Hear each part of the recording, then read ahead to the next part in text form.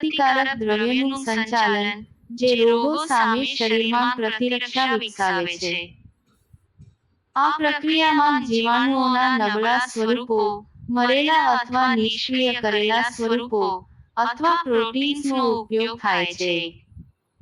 રસીકરણના પ્રકારો. બાળકો માટે 0 થી 1 વર્ષના બાળકોને ડિપ્થેરિયા, બાળક્ષય, ઉંટાટિયું વગેરે સામે રક્ષણ આપવા માટે રસી આપવામાં આવે છે.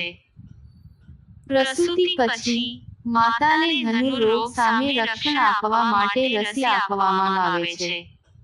મહત્વ.